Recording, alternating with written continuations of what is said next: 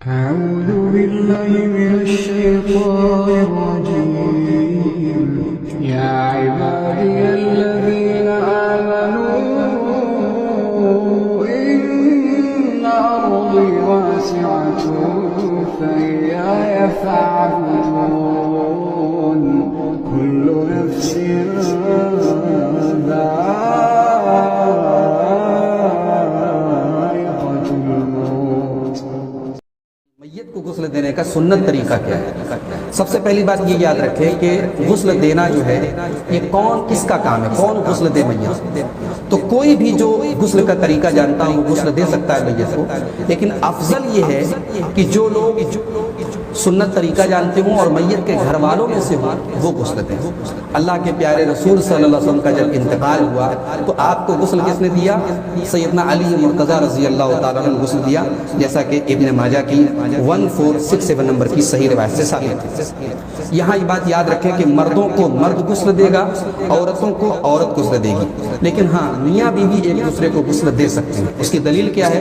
اما عائشہ رضی اللہ تعالیٰ عنہ کہتی ہیں لو کنت استقبلت من امری مستدبرت، جو بات مجھے بعد میں معلوم ہوئی اگر پہلے معلوم ہوئی ہوتی، ما غسل النبی صلی اللہ علیہ وسلم غیر نسائہ، تو نبی صلی اللہ علیہ وسلم کو غسل آپ کی بیویوں نے دیا ہوتا۔ یہ ابو داؤد کی 3141 اور ابن ماجہ کی 1464 نمبر کی صحیح روایت ہے۔ اسی طریقے سے اما عائشہ ایک دوسری حدیث میں کہتی ہیں کہ اللہ کے رسول صلی اللہ علیہ وسلم ایک مرتبہ بقی کے قبرستان میں ایک جنازے میں شامل ہونے کے بعد آئے، وَأَنَا أَجِدُ صُدَاعًا فِي رَأْسِي، اس وقت میرے سر میں درد ہو رہا تھا، وَأَقُولُ وَرَأْسَهُ، اور میں کہہ رہی تھی کہ ہائے میرا سر، فَقَالَ بَلْ وَرَأْسَهُ، تو اللہ کے رسول نے فرمایا کہ میرا سر بھی دکھ رہا ہے۔ پھر آپ صلی اللہ علیہ وسلم فرمایا مَا ضَرَّكِ لَوْ مُتِّ قَبْلِي فَغَسَّلْتُكِ وَكَفَّنْتُكِ ثُمَّ صَلَّيْتُ عَلَيْكِ وَدَفَنْتُكِ، اے عائشہ کیا حرج ہے اگر تمہارا انتقال مجھ سے پہلے ہو گیا تو میں تمہیں غسل دوں گا اور میں تمہیں کفناؤں گا اور پھر میں تمہاری جنازے کی نماز پڑھاؤں گا اور میں تمہیں دفناؤں گا۔ یہ ابن ماجہ کی 1465 اور مسند احمد کی 25113 نمبر کی صحیح روایت۔ اس سے معلوم ہوا کہ زوجین میاں بیوی ایک دوسرے کو کفنا بھی سکتے ہیں، غسل بھی دے سکتے ہیں۔ ہمارے یہاں عموماً جو ہے خاص طور سے اگر عورت کا جنازہ ہو تو انتقال ہوتے ہی شوہر کو دیکھنا حرام ہے، اس کے قریب جانا حرام ہے، اس قسم کی باتیں ہمارے یہاں رائج ہیں۔ یاد رکھیں کہ سنت سے اس کا کوئی ثبوت نہیں ملتا، یہ جہالت کی بات ہے۔ شوہر جب غسل دے سکتا ہے تو اس کو چھونا یا اس کو دیکھنا میت کو اس کے لیے جائز ہے، وہ حرام نہیں ہے۔ اب آئیے میت کو نہلانے کا طریقہ شروع کرتے ہیں۔ سب سے پہلا جو ہے مسئلہ یہ یاد رکھیں کہ جب ہم میت کو غسل دیں گے تو اس کے بدن سے کپڑے اتار لیں۔ اگر آسانی سے کپڑے اتر جائیں تو ٹھیک ہیں، ورنہ کینچی سے اس کے کپڑے کو کاٹ دیا جائے گا۔ لیکن کپڑے اتارنے کے بعد اس کا جو شرمگاہ کا حصہ ہے، جو اس کا سطر ہے، ناف سے لے کر کے گھٹنے تک کے حصہ، اتنے حصے کے اوپر ہم کوئی موٹا کپڑا رکھ دیں۔ موٹا کپڑا میں اس لیے کہہ رہا ہوں کہ اگر باریک کپڑا رکھیں گے تو نہلانے کے ٹائم ہو سکتا ہے کہ اعضاء جھلکنے لگے، شرمگاہ نظر آئے۔ ایسا کپڑا رکھیں کہ جو ٹرانسپیرنٹ نہ ہو، شرمگاہ وغیرہ نظر نہ آئے۔ جیسے زندگی میں کسی مرد کی شرمگاہ کو دیکھنا جائز نہیں ہے، کسی عورت کی شرمگاہ کو دیکھنا جائز نہیں ہے، تو موت کے بعد بھی وہ چیز برقرار ہے، اس کو ہم ڈھانکے رکھیں گے۔ اگر عورت کی میت ہے تو اس کے ساتھ یہی مسئلہ ہے، اس کے بدن سے بھی کپڑا اتارا جائے گا اور اس کا بھی ناف سے لے کر کے گھٹنے تک کا حصہ جو عورت غسل دے گی وہ اس کو ڈھانکے رکھے گی، کور رکھے گی۔ غسل دینے والا اپنے ہاتھ میں کوئی دستانہ پہن لے یا کوئی کپڑا وغیرہ لے لے، اور سب سے پہلے جیسے ہم زندگی میں غسل کرتے ہیں تو سب سے پہلے ہم کیا کرتے ہیں؟ غسل جنابت کے ٹائم اپنی شرمگاہ کو صاف کرتے ہیں، تو میت کی شرمگاہ کو صاف کیا جائے۔ چونکہ انسان کبھی کبھی جب مرتا ہے تو اس کے پیشاب کے کچھ قطرے ہو سکتا ہے یا پاخانے کے راستے میں کچھ گندگی رہ گئی ہو، تو اس کو تھوڑا سا ہلکا سا اس کے پیٹ کو پش کر دیا جائے۔ اگر ضرورت پڑے تو اس کو تھوڑا سا اس کو بٹھا کر کے اس طریقے سے پش کیا جائے کہ اگر اس کے پیٹ میں کوئی حصہ ہو تو اس کے پیشاب اور پاخانے کے راستے سے خارج ہو جائے اور اس کو جو ہے صاف کر لیا جائے۔ یہ سب سے پہلا کام غسل کے دوران ہم کریں گے۔ پھر جو ہے جو غسل دینے والا ہے وہ نیت کرے گا، جیسے زندگی میں ہم غسل کی نیت کرتے ہیں زبان سے نہیں، دل میں ارادہ کرتے ہیں کہ میں غسل کرنے جا رہا ہوں، ویسے ہی وہ غسل دینے کی نیت کرے گا اور بسم اللہ پڑھے گا، اور اس کے بعد جیسے زندگی میں ہم وضو کرتے ہیں وہ میت کو وضو کرائے گا۔ لیکن ظاہر ہے جب ہم زندگی میں وضو کرتے ہیں تو کلی کرتے ہیں، ناک میں پانی ڈالتے ہیں۔ میت کو ہم کلی نہیں کرائیں گے، اس کے بدن کے اندر پانی نہیں ڈالنا ہے، اس کی ناک کے اندر پانی نہیں ڈالنا ہے، بلکہ انگلی سے یا کسی کپڑے وغیرہ سے یا کسی کاٹن وغیرہ سے بس اس کے منہ کے اندر ہاتھ پھیر دینا ہے، اس کی ناک کے اندر ہاتھ پھیر دینا ہے، باقی جو وضو کا طریقہ ہے وہ سیم رہے گا۔ پھر اس کے بعد ہم میت کو غسل دینا شروع کریں گے۔ جب ہم غسل دینا شروع کریں گے، جیسے ہم نے وضو کرا لیا، وضو کرانے کے بعد ہم سر کو اچھی طریقے سے سر کے بالوں کو دھلیں گے۔ اگر مرد کا جنازہ ہے، مرد میت ہے، تو اس کی داڑھی وغیرہ کے بالوں کو بھی اچھی طریقے سے دھلیں گے، چہرے کو بھی اچھی طریقے سے دھلیں گے۔ پھر اس کے بدن کے جو رائٹ سائڈ کے داہنی طرف کے جو اعضاء ہیں ان کو ہم دھلیں گے۔ اللہ کے رسول صلی اللہ علیہ وسلم نے حضرت ام عطیہ سے کہا، جب وہ حضرت زینب، اللہ کے رسول صلی اللہ علیہ وسلم کی صاحبزادی حضرت زینب کا انتقال ہوا تو ان کو غسل دے رہی تھی حضرت ام عطیہ، تو اللہ کے رسول صلی اللہ علیہ وسلم فرمایا ابدأن بمیامنها ومواضع الوضوء منها، اس کے داہنی طرف سے شروع کرو اور وضو کے اعضاء سے شروع کرو۔ تو چہرے کو دھلیں گے، اس کے بعد ظاہر ہے کہ وضو میں ہاتھ ہوتا ہے، ہاتھ کو دھلیں گے، اور اس کے بعد جو دھڑ کا اوپر کا حصہ ہے اس کو دھلیں گے۔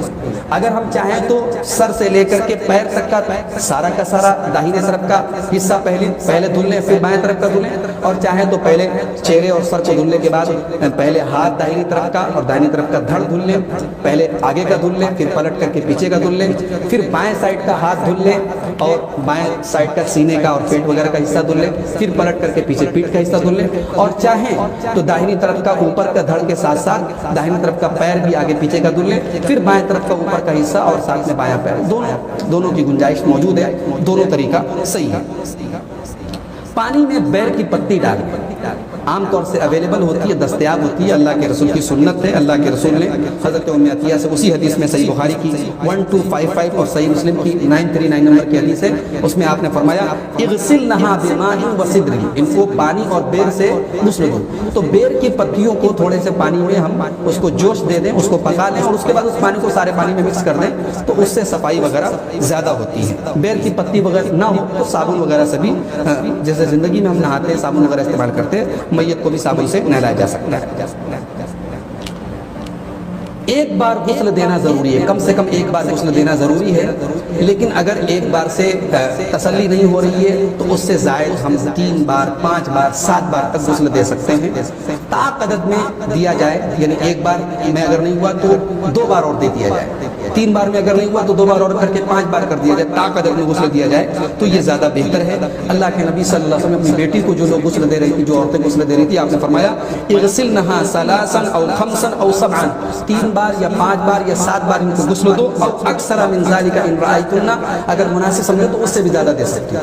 تو اس سے معلوم ہے کہ طاقت عدد ہو، اور جب تک تسلی نہ ہو جائے غسل، ایک مرتبہ غسل کا مطلب ہوتا ہے کہ سر سے پیر تک ہم نے پورے بدن کو دھو لیا تو ایک غسل ہوا، تو 1 مرتبہ 2 مرتبہ 3 مرتبہ اس طریقے سے ہم غسل دے سکتے ہیں۔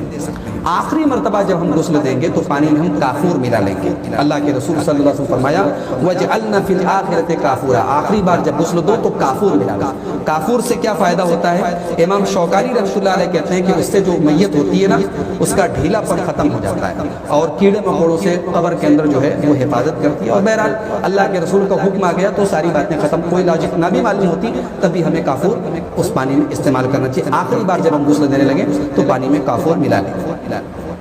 غسل کے بعد کسی صاف کپڑے یا ٹاول وغیرہ سے میت کو پوچھ لیں اور پھر اسے ہم کفنائیں گے۔ عورت اگر میت ہو جس کو ہم غسل دے رہے ہیں، اگر وہ عورت ہے تو اس کے بالوں کی 3 چوٹیاں بنا کر پیچھے ڈال دی جائیں۔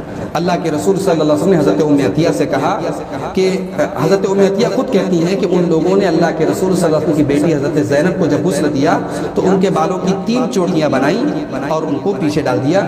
یہ صحیح بخاری کی 1260 نمبر کی اور صحیح مسلم کی 939 نمبر کی حدیث ہے۔ جو انسان غسل دے رہا ہے اس کے اوپر غسل واجب نہیں ہے۔ بہت سارے لوگ یہ سمجھتے ہیں کہ ہم نے میت کو نہلایا تو ہم کو نہانا پڑے گا، اور یہ بھی سمجھتے ہیں کہ بھئی اس کو نہلانے کے ٹائم اس کے پانی کے چھینٹے ہمارے اوپر آ گئے تو گویا ہم ناپاک ہو گئے۔ یہ جہالت کی بات ہے۔ آپ چاہیں غسل کر سکتے ہیں لیکن غسل واجب نہیں ہے آپ کے اوپر۔